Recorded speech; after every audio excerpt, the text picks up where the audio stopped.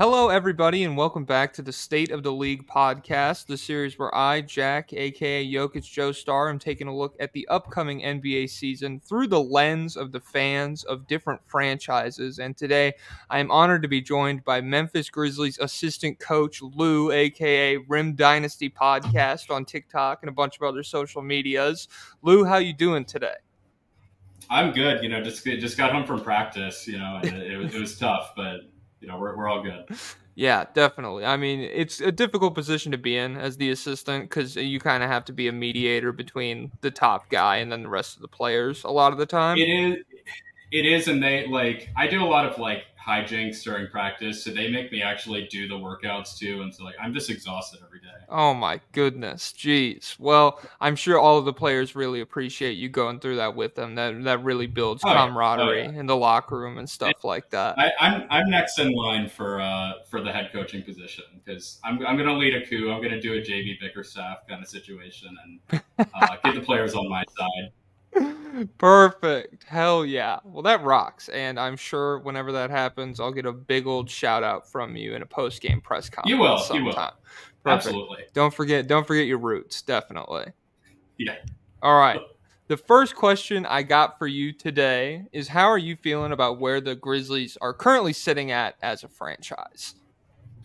Yeah, so I think that we're in a pretty good position. Obviously, perennial playoffs right now. We've made it for the last 3 years. I know that there's some discussion about with Ja being out for a long portion of the season, maybe the Grizzlies fall into the play-in, maybe the Grizzlies miss the playoffs this year. I'm not super concerned about that. I still think that the team is good enough and talented enough to because at the end of the day, there's only 25 games. You can recover from even if it's a bad first 25 games. And then we have so many players that are under contract, not only going into next season, but we've extended all the guys, we've extended Ja, we've extended Bane, Jaren is under contract for a long time. So we've got the core locked down. It really is just marginal moves that could be made to improve the team and then just internal development because we've got so many guys on rookie contracts as well.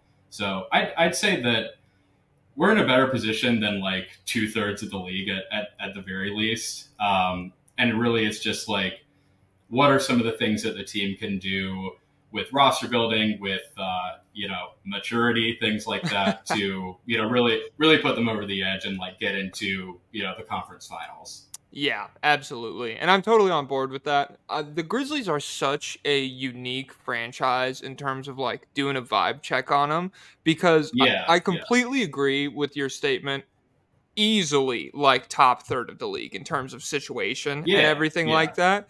But I think it's a combination of the recent drama with Ja, the off-court stuff, and then the fact that they've been in the spotlight for a long time. So I think in terms of youthful teams, they really get overlooked. I didn't realize it's weird. Ja and Jaren Jackson, both a full year younger than Shai Gilgeous-Alexander, and it almost feels like they're examined in two separate tiers of players just because we think about Shai as this new young star on the scene. Yeah, but I mean, he's been around for, what is he going into his 7th year or something, or 6th maybe? Yeah, I would wager 6th, and I mean, he obviously blew up, and he's really good now and everything, but I think Ja, we kind of look at him in more of a Luka sense where immediately becomes one of the best players on the planet in year 3 or something like that. And so you're not holding him to the young guy standard anymore. You're holding him to the And so it's very it's tricky when you're doing that vibe check, like I said. And so my response to this, I was like, the vibes are good. And it just feels like that 25 games is looming, but you said, if you can schedule 25 games to miss, the first 25 rocks, and the fact that absolutely, it's coming, and so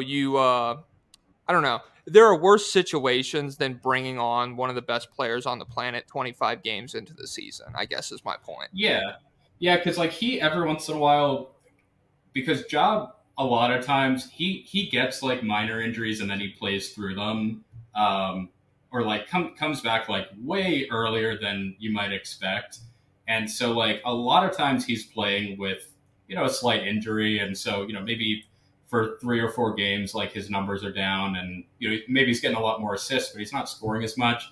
This is hopefully going to let him be, a lot more rested and make him to where he can, he's not going to be tired for the rest of the season. If he does get injured, we'll see what happens. But I just with him, it really is like he was so good so early, and like had a bunch of highlights like a week into his rookie season that like he's kind of a known quantity, and now it's like what. Nobody's expecting any growth from him. I'm not really expecting any growth from him in a numbers sense. So, it really is just like, can he control the game more? Can he, limit his turnovers? Can he try to preserve his body a little better? And Yeah, I mean, when you become so good so early on in your career, it's difficult to then continue the traditional arc of being, I don't know, Ja's going to be really good at 27, 28 years old, but we assume that people are going to like follow this arc where they're getting better the entire time. And a lot of what Ja probably is going to do is going to look more along the lines of, I don't know, allowing Bane and Jaren Jackson Jr. to take step forwards offensively while still playing at a very high level, taking his numbers back a little bit, probably boosting efficiency up and things like that, getting the team's offense as a whole a bit more potent to go along with the defense that's already spectacular and I think probably got better this offseason. Absolutely. Yeah. And so that's what I'm looking forward to is I guess to kind of segue into my second question here as far as like off-season moves go and things like that is just like I want to see Bane and Jaren Jackson Jr. next to Marcus Smart, who is not a big statistical guy, really step forward into the role that has opened up for them in those games. Yeah, so when last year, so Jaren was out to start the year last year, and I think he came back around Thanksgiving, so he missed like maybe 15 to 18 games. And Bane, he was averaging like 25 a game at that time. And Bane, of course, is like extremely efficient all the time. And so, Bane is hopefully going to be like the lead offensive option for this 25 game stretch. Jaren, I don't often think of him as like a great offensive player, but like he does still average like 18 points a game or something. Like he's kind of more boom or bust, but like he still can score.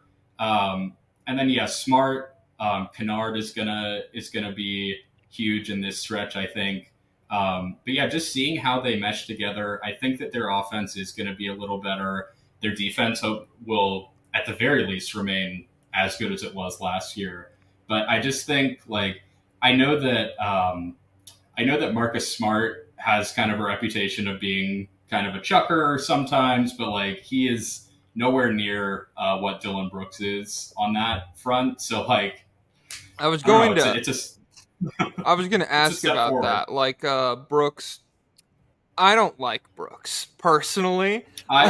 I do not either. So I was going to say, like, in terms of you see this suspension looming on the horizon, I thought it was gorgeous as a pivot to go from Brooks, who is, he's good. I'm not going to sit here and say that he's not good at basketball, but in terms of, like, maturity and structure to a locker room and a crazy amount of postseason experience at the same time while bringing a lot on the defensive end. I thought the pivot from Brooks into Smart to kind of carry the team through this very tumultuous period, I thought that was really smart. Yeah, it's just Dylan Brooks, and the thing is, he is beloved in the locker room. I mean, the guys didn't want to see him go. I think they're more happy that he got a bag, really, that he doesn't then that if he had stayed around in Memphis, he would not have gotten $20 million a year, because it just wasn't, they didn't have enough money to do that, and that is not the value that he provides to this franchise at all, especially on the defensively. Obviously he's a really good player, but it's just the offense. He just gets kind of in his head that he is the greatest player of all time, and he just shouldn't be taking those shots. I mean, dude, it's unwatchable at moments. Like tuning into a Grizzlies game casually and just being like, yeah, holy shit, like it's so often that possessions would develop and end in a Brooks shot where I'm like, anybody else on the floor catching and shooting that basketball would have been in a better position to do it, and there was 5 seconds left on the shot clock. The problem with him is that obviously he like, I looked it up for when I was on Hoops Temple last week. He was the third least efficient player in the league this year. He was behind Trey Mann and Killian Hayes. And that was it. God, that's like it was the absolute. He was so horribly bad, and he like there was this one shot that he was like perfect at, and it was great, and it was kind of like a driving layup, and like he would get somebody kind of like on his shoulder, and he would like create space right at the end. And that shot, I don't know how to like look up that particular shot. I feel like he shot like 70% on that because it's at the rim. It's not a jump shot because his jumper is kind of weird. And I was like, if he could do that every single time, it would be fine. And like he would, I don't know, I feel like he would feel really good about himself. And like if he just kept doing that, he would score a lot more. It would be a lot better for the offense. But like he just wants to take a mid-range jumper every time.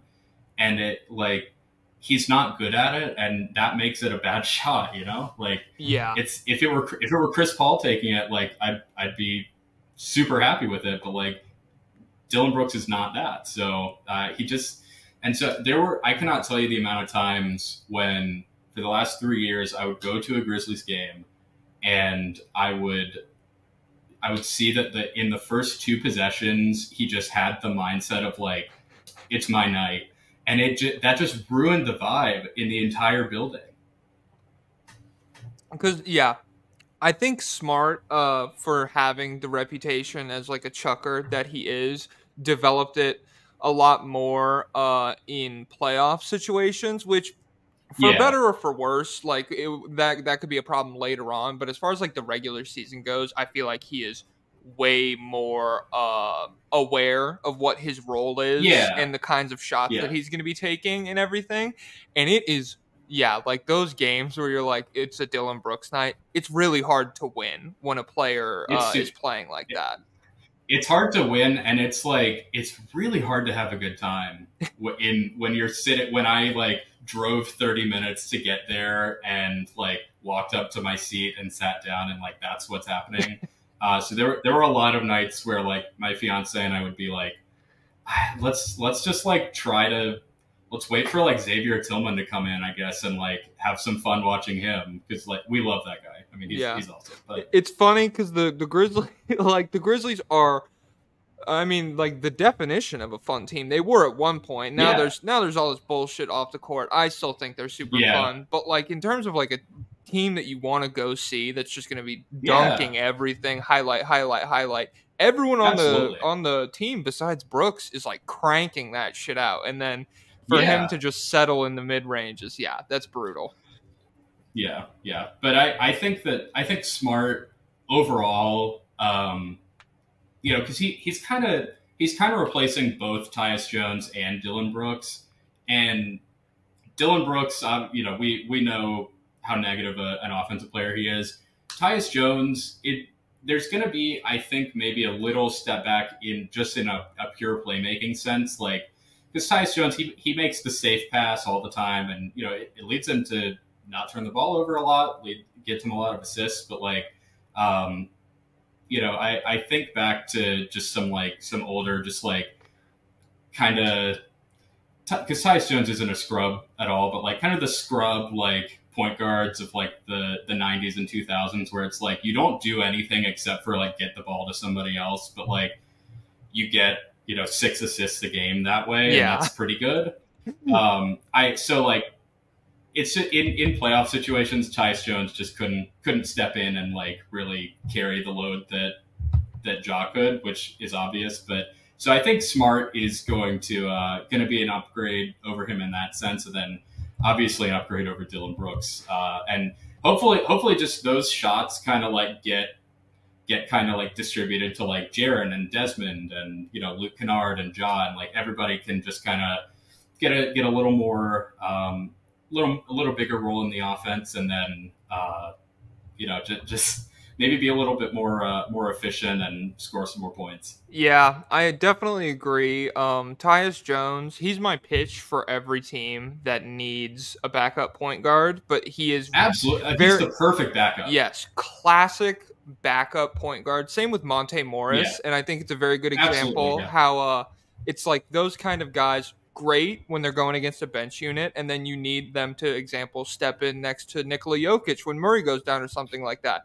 Yeah. Not that fucking guy. Like, it completely, the dynamic changes, and they go from being like a surprisingly nice player to being like, we need more out of you and you can't provide it. And I think Smart, hot and cold nights, but more routinely will be able to provide what you're looking for in that sense. Yeah.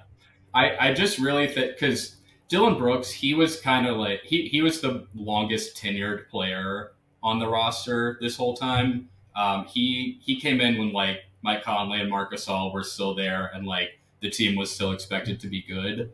So I think that even though Ja's kind of like the leader of the locker room and of the team, like I think that Dillon kind of had an outsized role in that respect, and like nobody could really ask him to like take fewer shots or like take better shots, or if they did, then he clearly just didn't listen. So yeah, I don't know why there was never.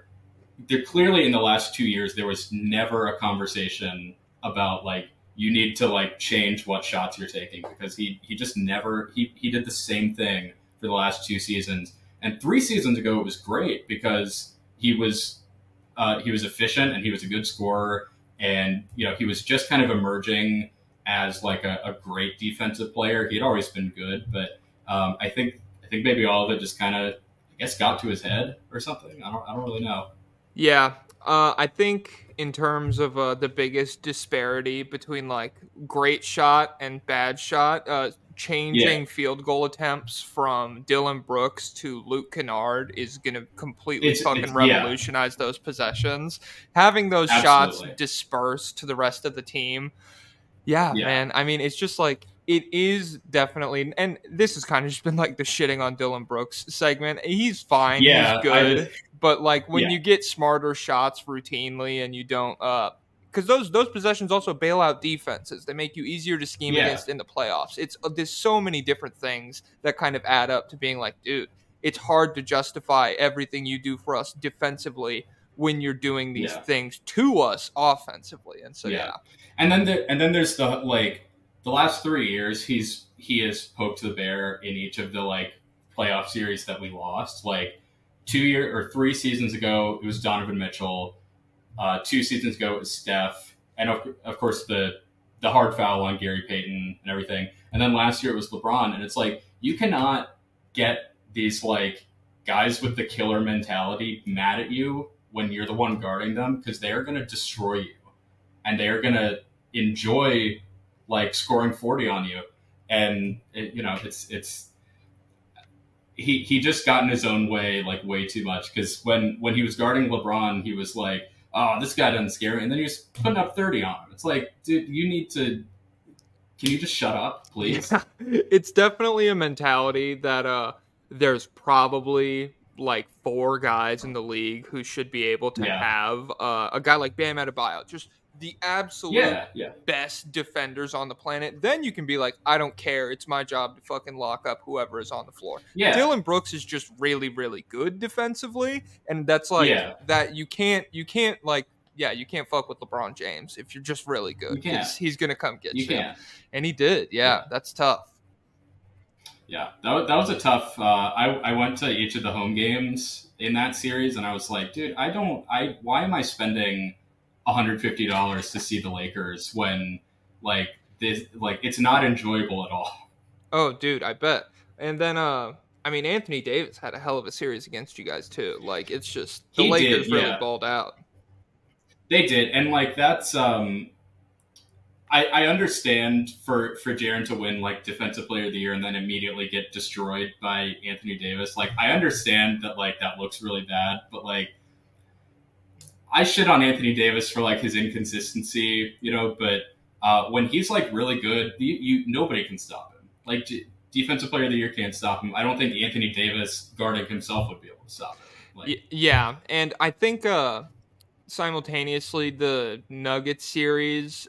Watch, Anthony Davis was having an all-time defensive postseason before the Denver series. Yeah. He was playing phenomenally. And I don't think that, he's definitely a guy that when you get that baseline performance out of him on the defensive end, it really contributes to his engine offensively. And the matchup with Jaren, that's a really outclassed rebounding matchup for a guy like Jaren Jackson Jr. Absolutely. And so to energize AD defensively, and then he's like going after all these boards, that's just brutal. And I don't hold that against Jaren Jackson Jr. because Anthony Davis is also in the prime of his career. And Jaren is 23, 24 years old. Yeah.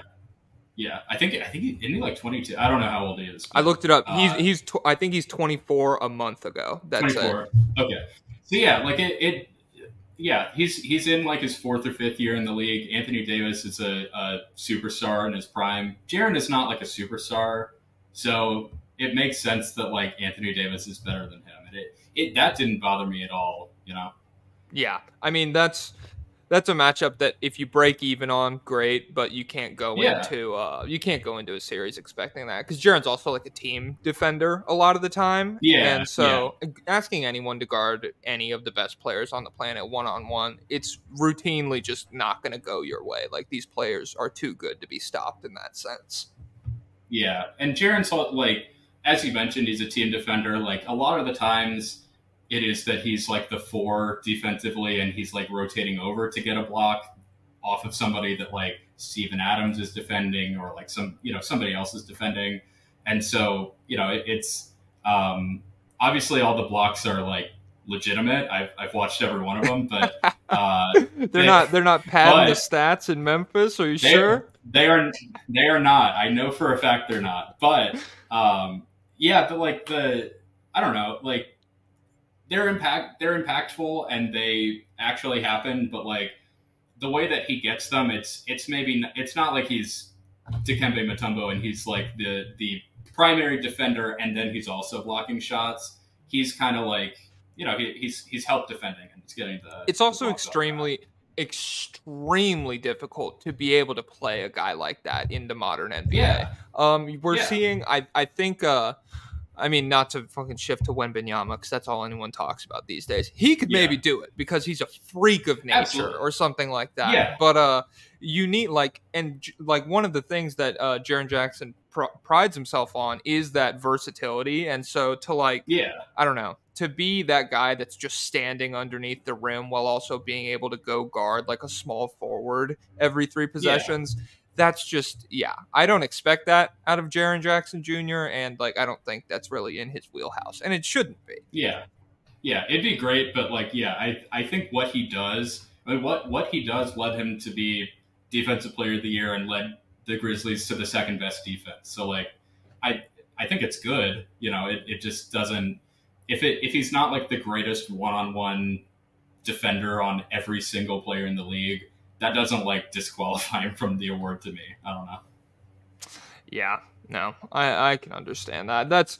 I wasn't super tapped into the Memphis discourse post playoff loss, but Ja's hand fucking folded in half. I don't think that's a super condemning loss on the way your guys' franchise is structured at its core or anything. No, and even if that hadn't happened and we lost in 6 or 7 to the Lakers, I don't know, I don't feel bad losing to LeBron and Anthony Davis.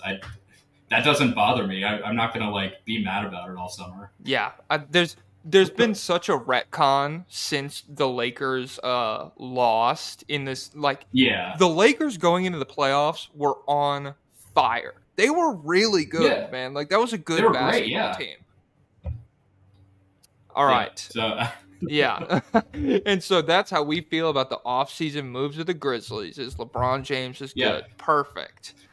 Also, Derrick Rose, good pickup. Yeah, I have that here. Derrick Rose is a fun name.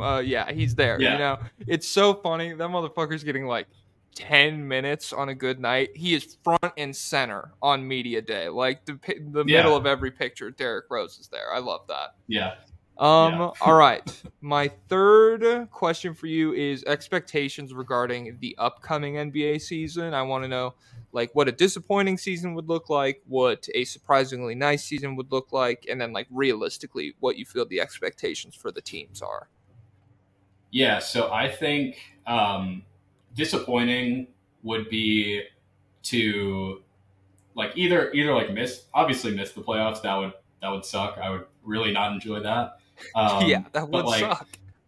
Yeah, but like be because my feeling on the 25 games without Ja is that like they're gonna win like between 12 and 15 of them. You know, they're gonna be like okay, and then afterward they're gonna be a little better. So like I'm expecting somewhere between like 3 and 5 seed, and that's more likely like the 5.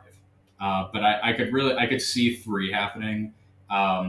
And what I'm expecting is like win in the first round, lose in the second round to like Phoenix or Denver or something, and then like really identify going into the next season what needs to change, like what marginal moves need to be made to like really compete in 25. Because I don't know if we have the horses this year. But then if things break right, I think we could make like the conference finals maybe. But then disappointing would be like if we do make the play-in and then we just like lose in the first round, and then we don't really get to see how good we were this year because we're going against like Jokic or KD in the first round. That would be kind of the most disappointing because I really think that this team, if we don't break through and like make a conference finals or make a finals, it's going to be like the 90s Cavaliers who like they just ran into the Bulls and the Pacers every single year, and like they were a good team. They were a good team, but like nobody knows that they were good because they like never did anything. But like they had Doherty and what's his name? Who the hell's Craig Elo? Never even heard of him. Yeah. They had Doherty and the point guard guy, the point guard. Yeah, the point guard. We know him. Hell yeah. I mean, that's the problem. Yeah. Like, I don't know. It's tough. That's like the time that Memphis has spent in the spotlight coming back a little bit is just like the second that you have a good season from your star player, your internal clock in like the time to win is upon us or it's coming soon. I'm sure Oklahoma City will go through something similar over the next like year or two where they're just I think they will, But especially with all the assets they have in terms of like the future versus having like a real solid core right now that to me they pretty clearly should just like move forward with. I feel like they will have a similar problem where it's like, oh my God, how are we not like making super deep playoff runs? And then you take a look at the roster and it's like, okay, average age here is like 25, 26 years old or whatever. And so, realistically, I think, I don't know about the 3 seed. I thought beyond that, your realistic approach was solid. I think I had them at like the top of the play-in if they're in there, or more close to like the 6 to 4 range. They survive Ja's suspension around 500. He immediately comes back, and I think, fingers crossed, because this could just be wrong, I'm really counting on Ja's like character as a person, who I don't know at all, but like the time off has really given him like a restructuring and like a focus on the game that he will come back and like attack. I hope so. Yeah, you and me both. I really, really hope so, dude. Oh my God, I hope it, because like the Miles Bridges stuff, like in the last couple of days, I'm like, what if Ja just like never learns and he just like is a piece of shit forever, dude? And again, like we don't know these people, so that's possible. Like it is, it could happen. Yeah, but fingers crossed he fucking stops being stupid. I just have someone else hold the gun. I don't know what to tell you, man. Please, like just hire a bodyguard. The spotlight, please, just I don't know, like it's legal. I mean, everybody on my street has like 50 guns, so like the sentiment in Memphis is that like he's being persecuted unfairly. And like, I do kind of agree, but then like, I don't know. I'm fine with him being punished because like I don't like guns, but the 25 games is a lot, you know? Yeah, that's a long time. It's bizarre. I don't know. I think that's probably the longest suspension I've ever heard of for not breaking the law and breaking the law or like a drug violation or something. Yeah. Like, and at the same time, I do get it because the NBA has worked so hard to distance themselves from like, oh my God forbid they're associated with like quote unquote fucking thugs or whatever. Like they're clutching their pearls at shit like that. They don't really care about like gun safety or anything along those regards. But they're the company and he's an employee and blah blah blah. So like I understand. But I get it, and that's that's whatever. But I hope that he's embarrassed and that he doesn't want to be embarrassed anymore by his actions. And I mean, at the end of the day, it's fucking costing him a little bit of money. Like it's he had some endorsement that dropped right when that happened, and I haven't really heard anything about it since, like Powerade or something, maybe. I don't know, but I think it was Powerade or something. But he lost that. His shoes are still selling, but I mean his like actual contract money just like went way down. So I mean he's losing, I don't know how much, 30 million probably. Yeah, and that's a ton. I mean that's so much. Even if I was owed $200 million, I'd want another 30. So absolutely, I don't know anyone who wouldn't. And so I think what I have for disappointing and surprising are both equally possible because there are so many balls in the air in terms of how like Smart fits in immediately, what Bane looks like as essentially like the really leaned on first option for an extended period, what Jaren Jackson Jr. is able to do, Steven Adams coming back, how the defense looks, blah blah blah. I think disappointing. They suck during during Ja's suspension. He comes back and it takes a while for him to get back on his feet. They end up in like the low play-in. I hesitate to say miss the playoffs entirely. I think they're too talented for that to happen, even if Ja isn't himself. But I could see, I mean, the West is a bloodbath. 9 seed. Yeah, I mean, it could absolutely happen. Yeah. I wouldn't want to be in an elimination game scenario against like, I don't even know who's going to be at the bottom. Like, Oklahoma City or something. It could be Luka. You could be like facing Luka in the play-in tournament or something, which would be terrifying.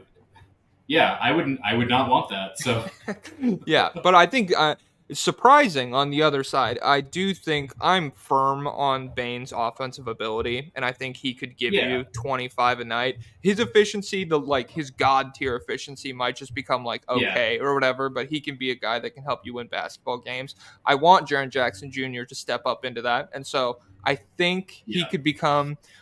I don't know if he needs to up his scoring, but just in terms of like becoming a little bit more of a physical presence inside and everything with Ja not going right at the rim anymore could probably help out.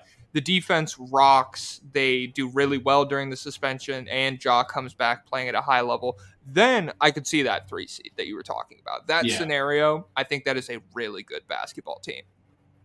Yeah. But like you said, I'm thinking like probably 4 or 5 is like where they'll probably end up.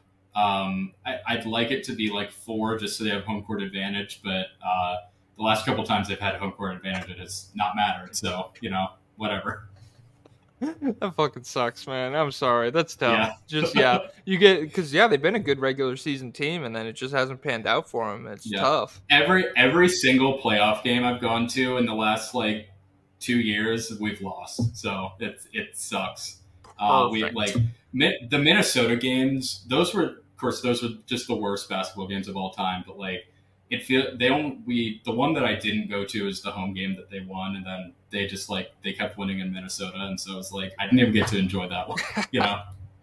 Damn, yeah, that's probably the best opportunity you've had to go see a win. I mean, I don't know. It's not like they're a bad team at home or anything, but just the Lakers draw and all that shit. It's difficult to win a lot of basketball games playing teams that good.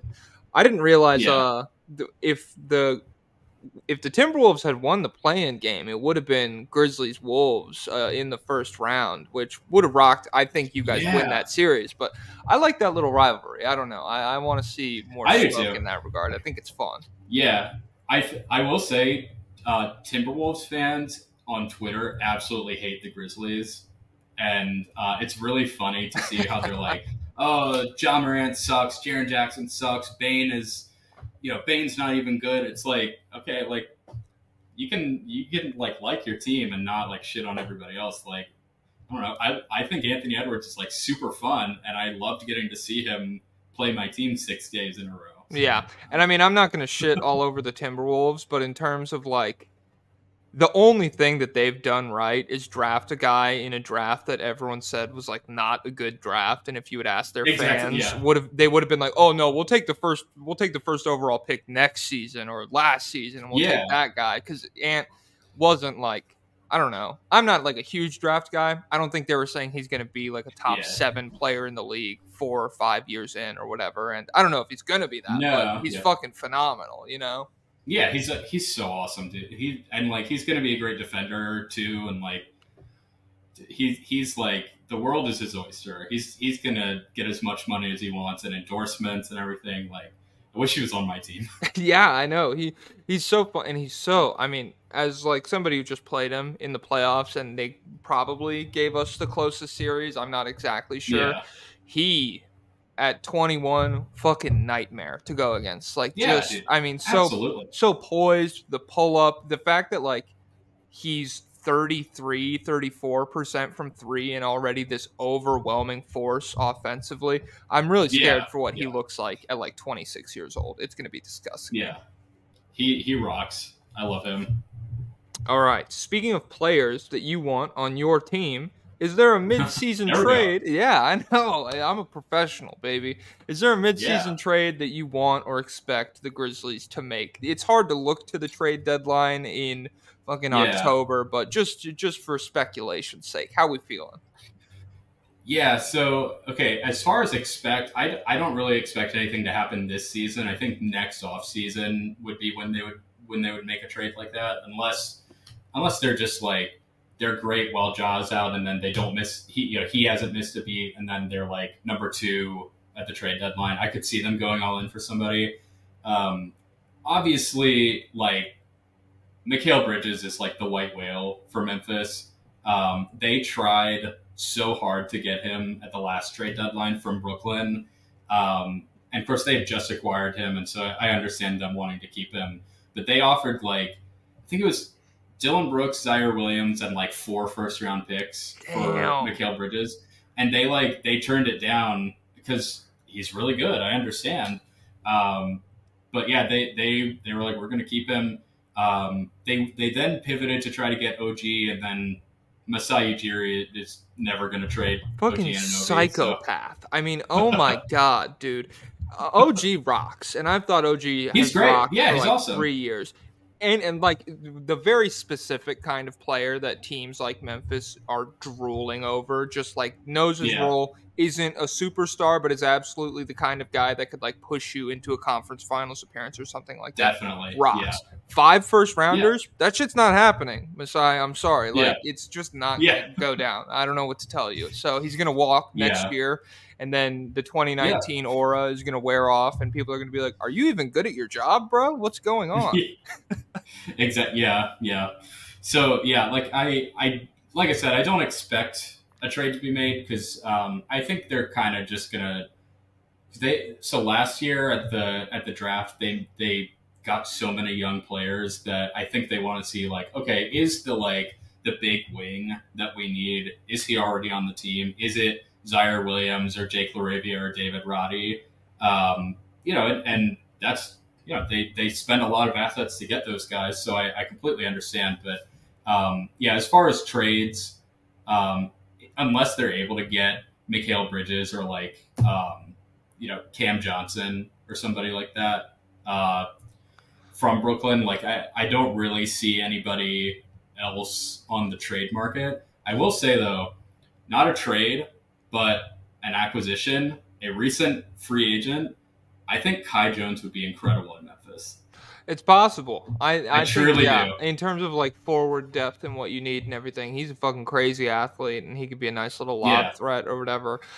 Yeah, I don't know. It's tricky with a situation like that where we have no idea what's going on, and just like hope he figures it out. He says he's got infinity money. I don't really believe that. So maybe he'll be hitting up the Grizzlies pretty soon for a little bit of a paycheck. I hope so. Yeah, I will say that because I looked at, because obviously his numbers are not spectacular, but I looked at some specific things that he does, and I'm like, this guy is while Brandon Clark is out, if we signed him on a 1 year, because the disabled player exception, if Brandon Clark would have missed the entire year, we could get some money to replace him for 1 year and not have to worry about the roster spot or anything. If Brandon Clark for whatever reason misses the whole year, I think they need to get Kai Jones, because he would fill that role perfectly. Just super energy, a guy to throw lobs to for 15 minutes a night, with some defensive ability. His just 2-point field goal percentage. Teams that are shooting against Kai Jones don't do quite as well. That's on an extremely small sample size. So but don't think that I'm this guy is actually going to be MVP and defensive player of the year one day. But against third strings, he's pretty good. So and that's all that he would be expected to do in Memphis anyway. He's a guy, and you could throw a guy out there, definitely. Mikal is interesting to me. OG is the guy that I wrote down. I just didn't really think about Bridges. I did not realize he is, I think, 27 years old at this point. Yeah. And so either him or Cam Johnson, it doesn't make sense to me for Brooklyn to hold on to them. I guess it tracks that if you have faith in him to put up the production that he did when he got to Brooklyn, and he could really boost his trade potential into the star caliber level or whatever we're talking about, then but I think both of them should be on the move. They're not what Brooklyn is looking for long term. They're not trying to pivot into a 5-seed playoff appearance or anything like that. And so Mikal, maybe. I think Cam is probably more realistic, but I also agree with your take that letting things settle for the year, letting Ja come back, establishing that everything you have put together still works, and then seeing what you need to do on the perimeter in order to push you into that really deep postseason run. I think that's probably the move. Yeah, because Mikal Bridges is the perfect player for this, because they need, that Memphis has never had the star small forward that they've needed, because we've gotten in the last 10 years, we got Tayshaun Prince, and he was just a little bit too old for it to work. We got Chandler Parsons, who in theory was the perfect acquisition. But it just didn't work out whatsoever. But Mikal Bridges would I think be the perfect addition, because he's a great defender. He's an efficient shooter. He, like you were saying about OG, he knows his role. He's gonna be a team player. He and Desmond Bane are really good friends. They've been hanging out all summer. Damn. To the point where Grizzlies Twitter was oh shit, a trade is happening. It was before and around the draft and free agency, they were hanging out and posting Instagram stories together every other day. And it's okay, well, is he coming to Memphis or no? And then he didn't, but I don't know, that it seems there's some smoke there, Yeah, definitely. And that would probably, between him and Bane, that's probably the best combo on the same team of guys who you look at and you say spot up for three, but if the clock is running out and you need them to dribble into a crazy fucking shot, both of those guys are so capable of doing it. It's bizarre how good they are. I don't know. Those two things are usually pretty mutually exclusive in my mind, and they're really good at both of them. So if Memphis, that's a great spot for Mikal Bridges, but like we've said, that's also a very tall ask to just add an all-star.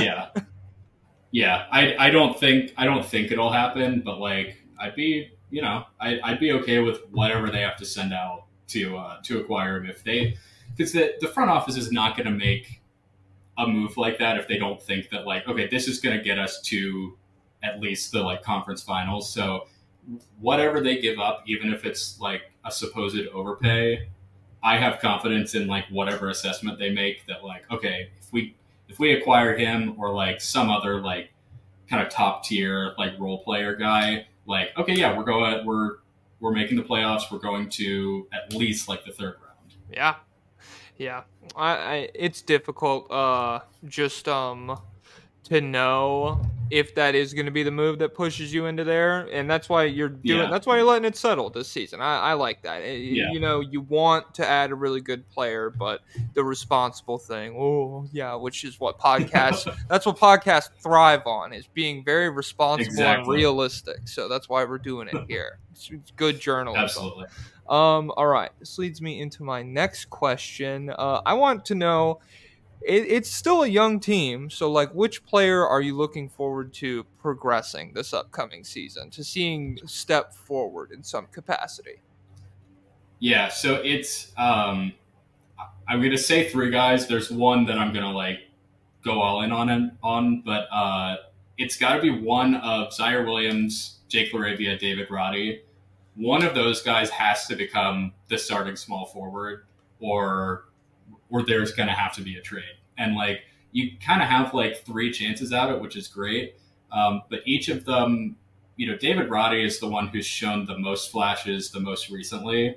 So I would think that like he's probably the best candidate for it. But the guy that I want the most to progress is Zaire Williams, because then like he is the 6'9" with long arms wing who can like, he can, they're working on like letting him initiate some offense. They're working on, giving him kind of more of a bigger role on defense.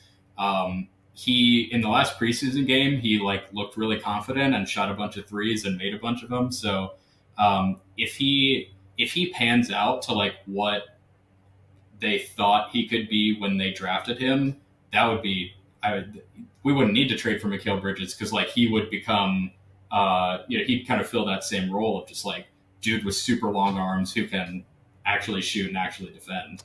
Yeah, it's when you have a team like the Grizzlies that's like needing a player like that, it kind of becomes apparent how rare they really are. Because when you look at the NBA as a whole, all of the star players, it seems like, are that archetype where it's just like, this guy's 6'8" to 6'10". He can dribble, he can shoot, pass, defend, all that shit. It's incredibly difficult to like add somebody who can do half of those things and has those tools onto your team.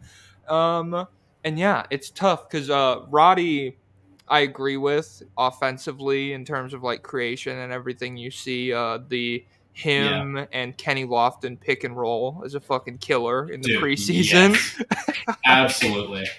But then he is like him and Bane. That's like, that might be the two like shortest wingspans in the NBA going at each other. And so, like they're like, you're rolling out a couple of Geodudes out there.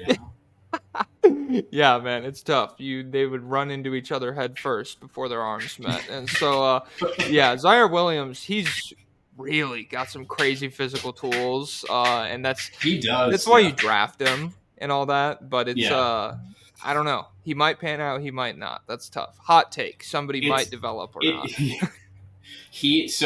At the second half of his rookie season, because the first half he was horrible. And he had to play a lot more than like he should have probably had to play, because Dillon Brooks was injured. And so he was like thrust into even like a starting role like way too quickly, and he just was not ready for it, because he was 19. He had played like I think 12 games at Stanford, and it was just a bad situation. And then he got injured, and he was out for probably like 10 or 15 games, and then he came back and he was great.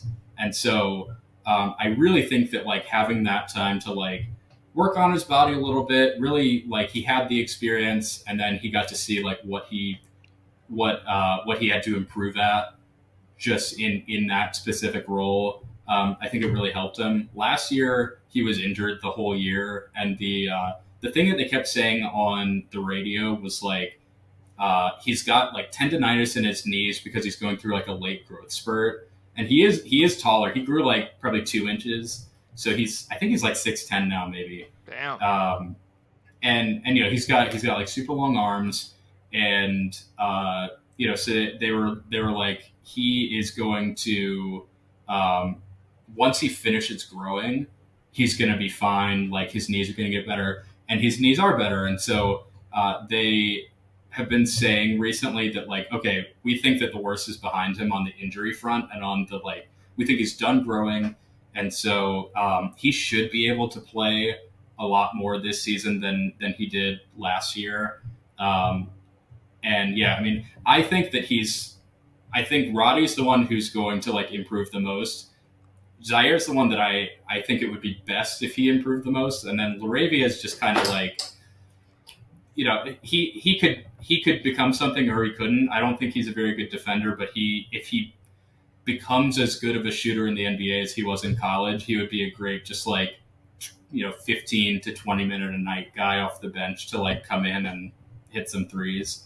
I watched him a ton in the G League, and so he looked really good there. He looked really confident, obviously playing against a lower level of competition, but if he's able to like fill the same role for the Grizzlies as he did for the Memphis Hustle, like he should be great, and he could hit 2 to 3 threes a night probably. Yeah. I was gonna say it was such a Memphis pilled thing to have happen early on in Jaw's tenure, that they would just have these fucking lengthy guys come out of nowhere, and just be like annoying defenders. I'm thinking of Kyle Anderson off the top. Obviously, it's just like, how, it's not even like where did you come from? It's how are you a good defender right now? Like watching you move through space. It's a very Joe Ingles-esque thing, and I don't know. It feels like they haven't gotten that. They've kind of strayed away from those long pesky defenders, but I hope Zaire turns into that for you guys. I think it's always nice to see a young guy take a step forward and seize the opportunity that a team has put in front of them, I guess. Yeah, like it would be, like I said, for the best if Zaire, because if he could be the big wing that we need, that would be perfect. But like Roddy is really good. He was great last year. And he can hit a corner three. He can drive to the rim. Like he can like take the ball all the way in. And just like he's so big and bulky that like he can get some space that way. He's surprisingly quick for like when you look at him. So he looks like a Zach Randolph speed, but he's not quite there. He looks like Tyus Jones, or he looks like if LeBron James were drawing Tyus Jones from memory. Gave him a big ass head. That's tough. Yeah. I was gonna say Roddy jumps out to me as one of those guys that might go in an expansion draft or something like that, where very talented, and whenever you watch him get opportunity in games that aren't that consequential to Memphis, it's like, dude, if like, I don't know, if you could take a step forward, do this consistently, and I don't know, with him being a little bit undersized, it does feel like they're holding their breath and hoping for something that fits their positional needs more to come along. But like if he was just on a team that was fucking winning 12 games or whatever and just giving him the ball and saying do something, he's a promising young guy. And so I can see him being good offensively for Memphis this upcoming season. Yeah, absolutely. This is brand new question alert. I want to know, to start beef, what team, realistically speaking, do you feel the most comfortable against in like a first round series? The West is going to be brutal, and I feel like the first round matchups could be pretty impactful in terms of who you draw. Yeah, definitely. Okay, so I'm going to assume that the Grizzlies are like, let's say 5 or 6, because I don't want to say like, oh, we're going to be the 3, so like give us give us the Spurs or whatever, So So, yeah, hot take. Spurs are making the Spurs. The Spurs are the fucking 6th seed. Let's get it. Hell yeah. Damn. But yeah, so let's say if like the Grizzlies are 5 or 6, I could see realistically like if everything goes right, because I assume that like the Nuggets and the Suns are going to be top 2 in some order. I would think probably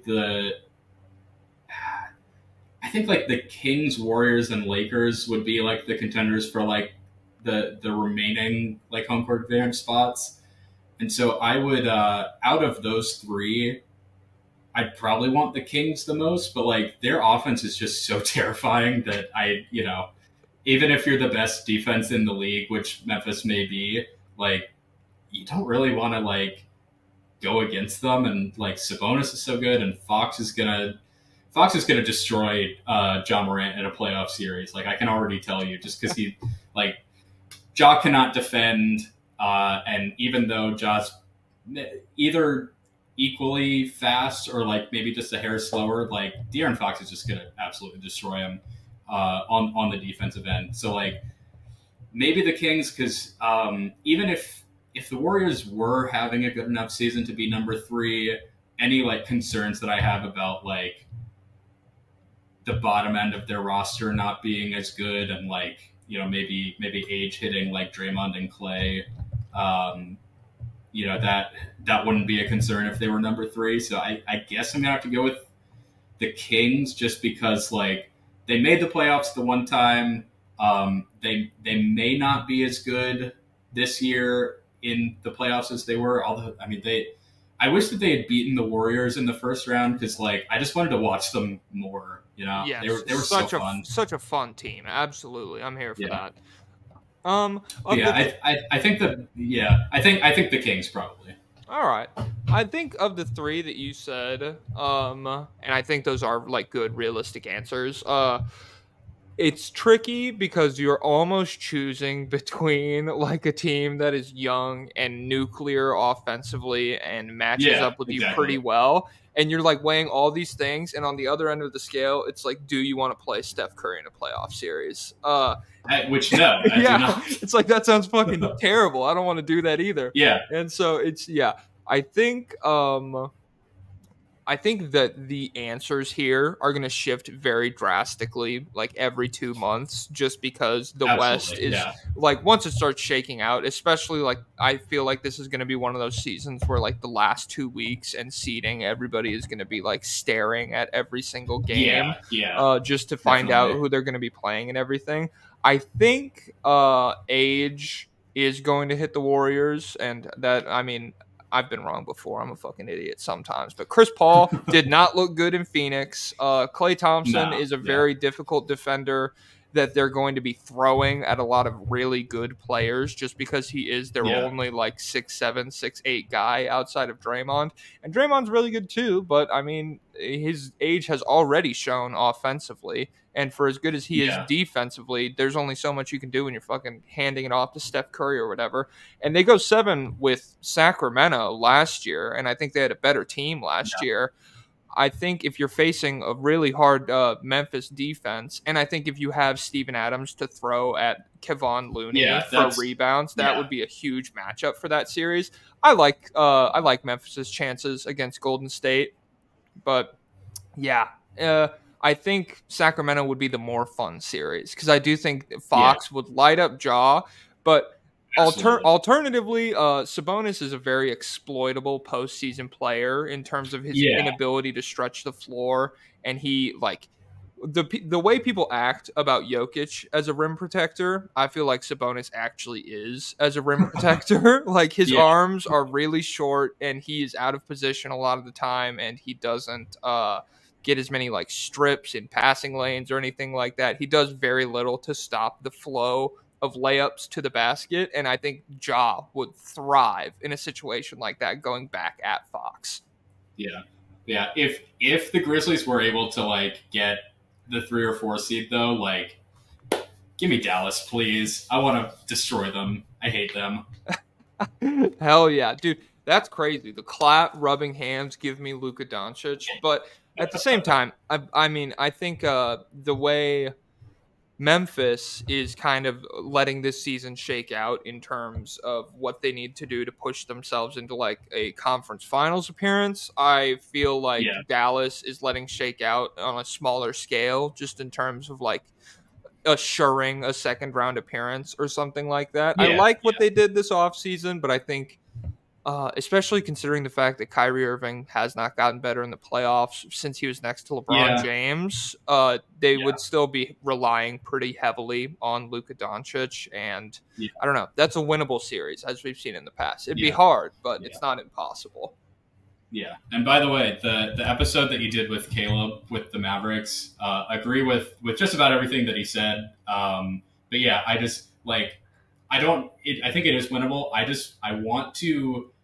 I want the Grizzlies to destroy Kyrie Irving so hard that he like immediately demands a trade or like post a link on his Instagram story or something. God forbid. I mean, holy shit. Yeah, dude. I mean, I'm pretty political online. I haven't delved into it as much on this podcast just because I'm not like the best improvisational speaker on serious topics. That was fucking crazy. And the fact that, I don't know, the fact that he's just been like dormant in Dallas is easily like the best case scenario they could have possibly hoped for. That's a huge win. Yeah. Yeah. The fact that he re-signed and he was like, I'll shut up. It's fine. That exactly. I don't know. Yeah, if they had like an embarrassing first round exit, I could easily see that facade cracking a little bit for Kyrie Irving. So him logging into Amazon Prime again, just scrolling down. I mean, until he gets to like the 5-star reviews or something like that. Oh man! All right, this one lends itself to the previous question a little bit. Just what team do you think is going to win the NBA title right now? Yeah, so I think you can't go wrong with like Denver, Phoenix, Milwaukee, Boston. I feel pretty confident that that's going to be like the top four, just because a lot of things would have to break right for other teams or like break wrong for those teams to not make it. But yeah, I think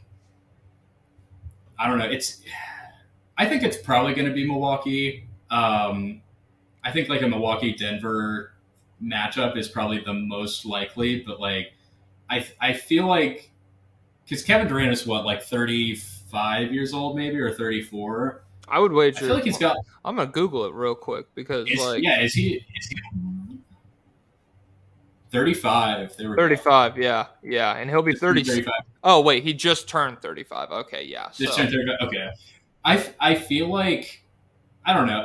I'm like a big fan of his, not in the like, I don't know, not in the sense of like I'm gonna start a Twitter account and like stan him or anything, but like, he's just such a pure basketball player, and he's so fun to watch that like, I hope that he'll get another ring, just because I want his like pure basketball like play style to be rewarded, and for him to like look better, in 15 to 20 years, but not as much as of like those only with Steph Curry or whatever, which is it's a fucking stupid bar. Like Kevin Durant is so good, man. Oh my god. So like every let's say like every 6 weeks or so, I just go and I watch like a big like career highlight reel for Kevin Durant, and I'm like, there's almost nobody who's like better at basketball than this guy. Like just on a pure like scoring sense, like this dude is incredible.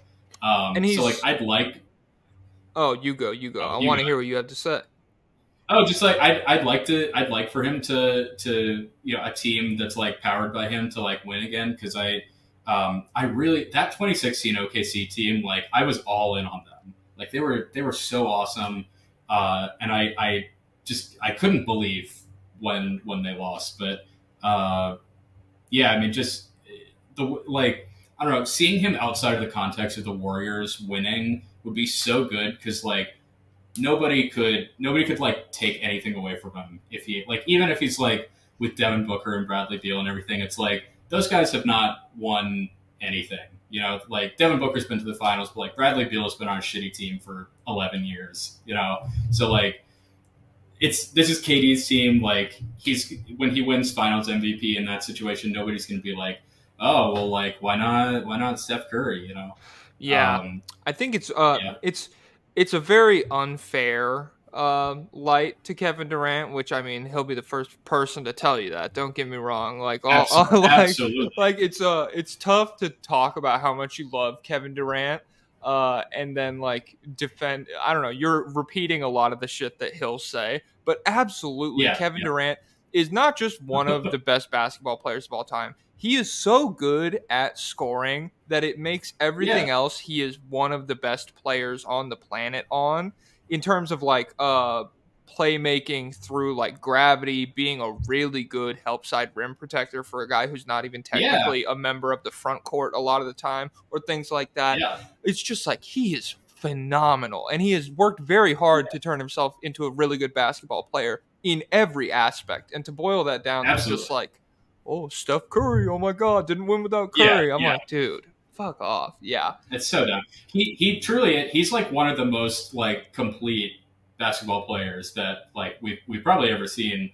And like just watching the like Wembanyama preseason stuff, I'm like, this dude is going to be like hopefully 7'4" KD, you know, and it's going to be incredible to watch for 15 plus years. But I don't know if this year, like I just feel like the like Dame and Giannis like combination plus them having like a good team outside of those two guys, like I think it might just be too much for a lot of teams. But I wouldn't be surprised if any of those other four won, or the other three teams that I mentioned won either. Yeah, it is tough because now you don't know how Dame and Giannis are going to play together. It's very easy to sit here and say that is the most like synergistic combo in basketball, like they complement each other perfectly, which I totally agree with. It's just like we don't know right now. And the same with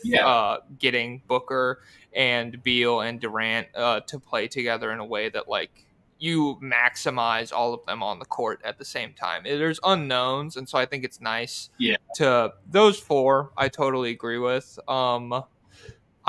I have, when the Dame trade happened, I said I shifted my answer to Milwaukee, and I have gone back to tentative Denver repeat just as like a fucking biased homer. But no, it's totally all four of those teams are right there, and it makes me extremely happy that Denver already won whenever I think about it, because thinking back to that Suns series, Aaron Gordon did a really, really good job on Kevin Durant, and at the same time, I just watched Kevin Durant miss shots that I've seen him make a million other times. And so like if he is able to just like hit those pull-up jumpers and Devin Booker is able to play at the level that he was at, absolutely. I think a lot of the depth concerns are real, but when you get into the playoffs, they are also overstated in the sense that your 10th man is not seeing the fucking floor in the playoffs a lot of the time. So just play. If you can get to the part where your best players matter the most, the Phoenix Suns are overwhelmingly good. And so, I think I'd go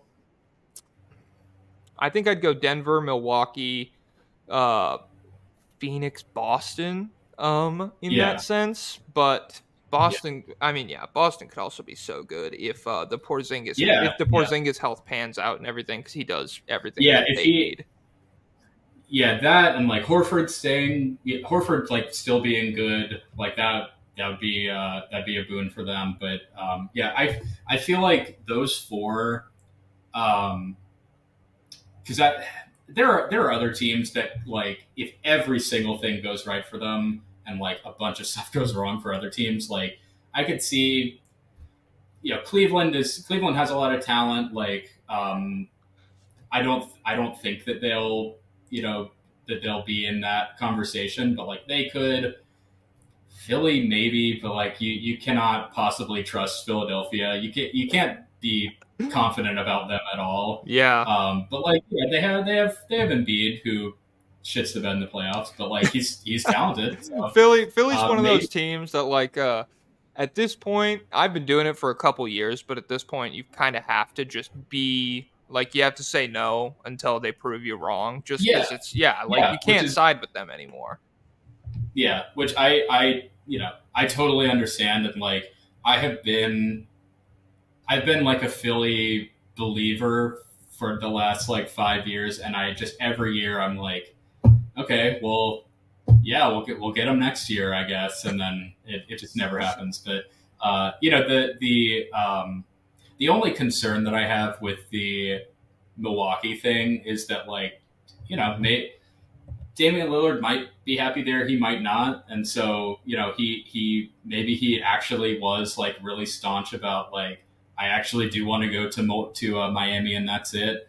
Hopefully, like playing and winning games, like I assume they'll do, will heal that. But I did like you said earlier, like I don't know the guy, so I don't know what he's thinking about stuff. But I'd put those 4 teams like in probably like the 10 to 15% range, all kind of in the same group, and then like the other 26 teams in the league, each like a super small percentage, because I don't know how any other team like is gonna break through if those 4 are like firing on all cylinders. It's not gonna go well for anyone else. Yeah, like if those teams get it to work, it is like you said, something needs to go wrong for them and needs to go very well for a team like the Warriors, the Kings, the Lakers, something like that in the West, or for the Heat to have even a remotely like a conference finals run against any of those teams. That would be extremely difficult. And so I think there absolutely are avenues for things going wrong for those teams, specifically Milwaukee. Brook Lopez is 36. He's so good that you don't think about it. He's really old. And Chris Middleton struggled with injury. And if you boil it down to just Damian Lillard and Giannis and a team full of scrubs, that's a hard team to beat, but it's a lot more beatable than Chris Middleton as your third option with a Brook Lopez anchored defense. So, most definitely. That's pretty much all I got for you right now. Is there anything you would like to plug now that you have this platform? Yeah, dude. Everybody go listen to Rim Dynasty. It's on every podcast platform. It's on YouTube. I'm on pretty much every social media platform. I think my handle is at Rim Dynasty NBA. If it's not that, then add pod to the end. But yeah, follow me. I make mostly basketball related content. It's not serious in any way. And sometimes I'm just gonna like tweet about Pokemon 20 times in a row. So go follow. That rocks. Well, thank you guys for tuning in. If you're looking for his socials, I will make sure I'll tag you in like all the release things and all that, and I'll put a link to the pod in the description of this episode. It was so much fun having you on. Yeah, dude. This rocked. You're very talented. You're very funny. You're a really good assistant coach. Appreciate it. Yeah. And so anyone who listens, I will see you guys in the next episode. Peace. Yeah, see y'all on the bench. Hell yeah. Look for my guy Lew on the bench. Oh, man.